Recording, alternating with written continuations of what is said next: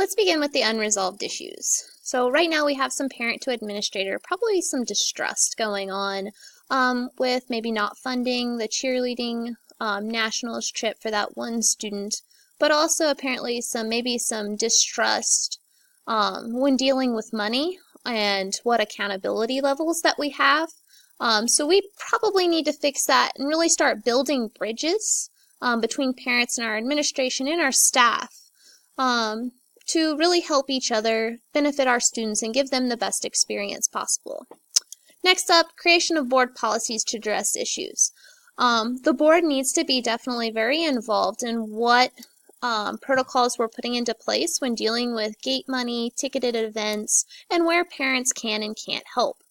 There's probably some places where parents shouldn't be helping and we should be hiring staff members to work for additive pay at these different events. The board needs to put policies in place if they don't have them, or if we do have these board policies, we need to actually make them more well known and actually follow them.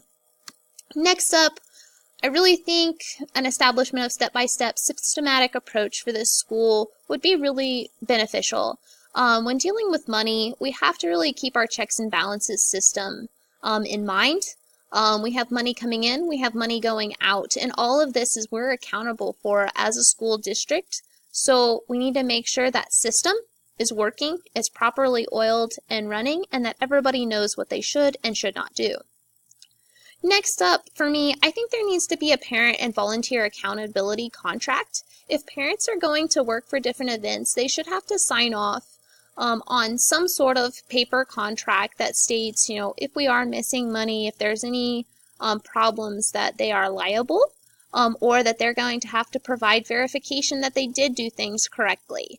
I think a contract would make sure everybody is honest and just really open about the situation, and that they will have that, that written paper step-by-step procedure and sign off on it, so they have no excuse to do the right thing. Next, let's go through some reflections on Category 5 and Standard 8. I put the questions up there that I'm going to kind of answer, and these are some of the different places that I think I do this. Demonstrating knowledge and understanding operational procedures at the school and district levels, and thinking about the fiscal operations of school management. I really think I do a lot of that throughout my FFA chapter. I am the advisor of Ellsworth FFA.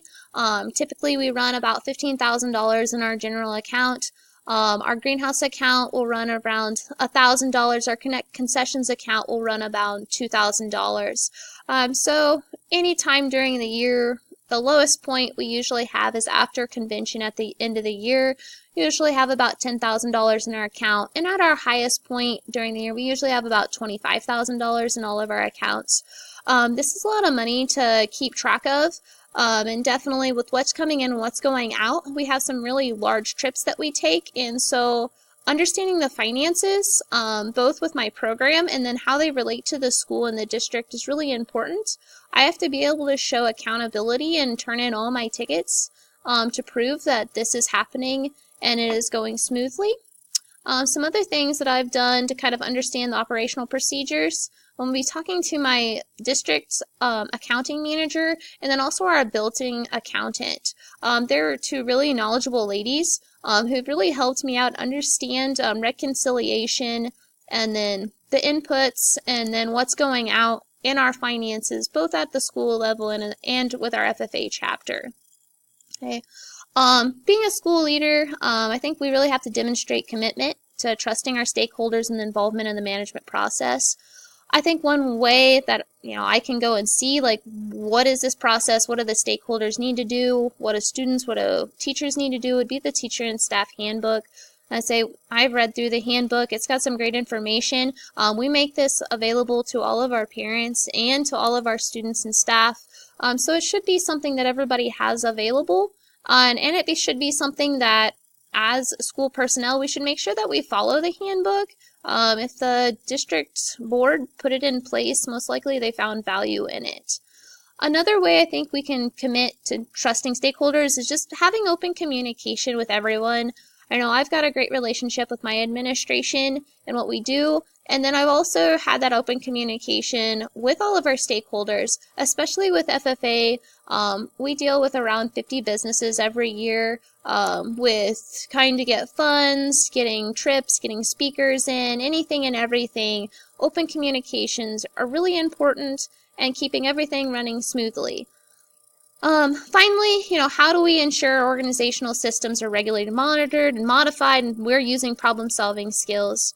I think, first of all, now for me, I go to board meetings. I usually go to 4 or 5 board meetings a year, either with my FFA officers or by myself if I just want to kind of see what's going on, or if something's, pertaining to me or like the high school, I like to know about it. So I think the first thing is, you have to know what's going on for you to be able to monitor it or problem solve with it. Attaining knowledge from the correct people is important in this. If you don't know, you should be able to ask. I think we've put in some really neat double check systems in our school where not only we have sponsors checking the money, but we also have our accountants checking our money, and then it goes to our district accountant and checks money. For any bills that we have to pay, we have to turn in all of our tickets. That is not an option not to turn in the tickets. We have to send in POs. Those are purchase orders. And a lot of times it has to go through the district office for us to be able to buy things. If I spend any of my personal money, I have to keep the tickets and then turn them in. This is really important for me to keep those tickets when we go to like national convention. Usually our national convention bill, there might be around $3,000 going on my credit card that week. And if I lose a ticket, that can be a pretty big money amount that I would be losing, and I'd just have to cough up for the FFA chapter. So those double check systems are there for a reason, and we need to follow them. I think it's a great way for the school to be accountable. And also when we do hit a problem, that we're able to solve through it because we have these great systems. Step-by-step methods, we have some great ones to process information, money, building items, and realistically, we always, every year, we have a meeting at the beginning of the year and we get informed of all of these. And I guess as we move on, if I go into administration, it'll be my job to make sure teachers and staff, and then also parents, understand these systems and they'll be able to go through them. Lastly, I want to talk about our volunteer usage for FFA events because I think it pertains to all 3 of these. We do use a lot of volunteers for different activities, and some of these activities I do require volunteers to be able to manage money. Sometimes there's days where we'll have 3 FFA events. I can't be at all of them, so I'll have volunteers who'll step up and go to one or the other. Those volunteers, I try to find really honest and trustworthy people who, I would trust with my personal credit card to send them with and know that they're going to do the right things. I've really went out and found those people, and they've kind of proven to me that they could handle different situations, both with the kids and then also the money and the events that we go to. So I think it's important to find those great stakeholders and really utilize them appropriately. Okay.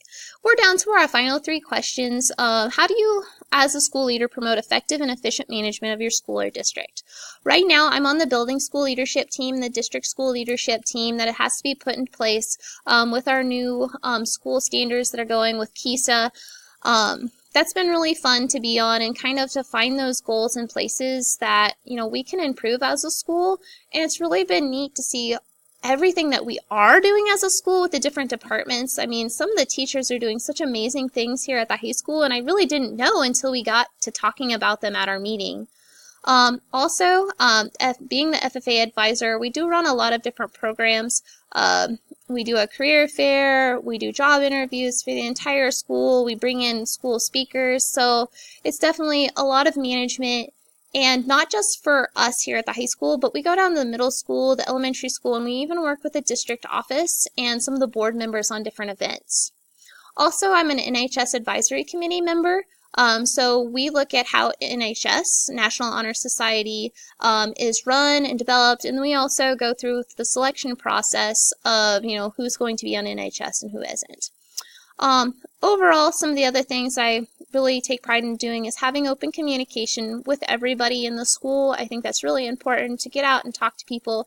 When I first came to Ellsworth, that was one of my goals, is to know everybody at the high school and know their names and know what they did, and then also kind of build a relationship with them.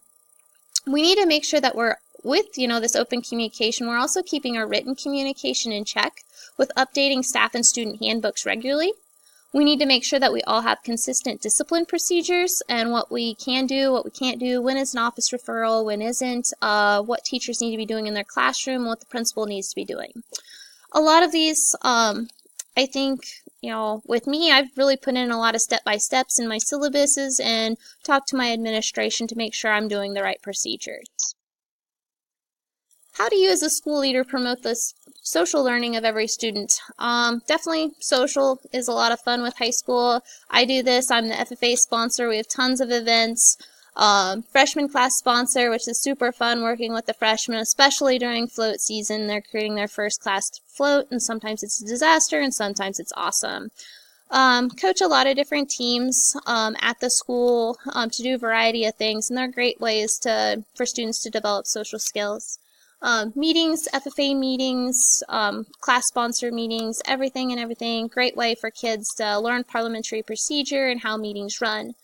Also with FFA, we run a dodgeball tournament, we bring in speakers, we host a career fair, and we have, myself personally, I have tons of conversations with stakeholders, with administration, teachers, students, parents, about social learning and how we can get kids out and active and talking to other people. Our last slide here, how do you as a school leader promote student academic learning? Well, I'm a classroom instructor. I teach around 9 to 10 classes per year, depending on the different semesters. So that is my #1 priority, is giving a good learning environment for our students and making sure they're getting the right skills to go out and be successful. With FFA, we have career development events as well. These are actually events where students will learn things in my classroom and then go out and apply them at a contest. Some of my favorite contests to go to are livestock judging, meats judging, and then also our public speaking events. National Honor Society, that's a fun one. I really encourage kids to, get good grades, to work hard, and actually apply for that NHS status because it is an honor. Some of the things I do actually on an in my class basis is I try to have hands-on labs, a lot of them, whether it be experiments, project-based learning, lab projects, anything and everything. A lot of kids are really tactile learners. They don't learn well out of a book or from reading. And so if you can have hands-on doing something, they definitely get a lot more out of it and they're more interested in what they're learning about. Another couple of things I do is I really like to showcase student work. Not only is it important for students to, show me that they're learning something, but also to share it with their classmates, whether that be through, speaking about it, hanging up their stuff, displaying it out in the community. Anything and everything like that is definitely worthwhile for students to really be able to say, hey, you know what? I'm doing this really awesome, and here's what it is. Lastly, I really love to have industry tours and speakers either come in or we go out to them. Students love going on site to places. We actually went to Cashco this semester, and students got to actually be out on the floor with all the guys and seeing them make all the different pressure points and checking parts, checking valves, watching the CNC work. It's really cool. Students love it, and it's a great way for students to see future job and career opportunities for them. So, thank you for listening. This is my final case study for educational finance. Have a great day.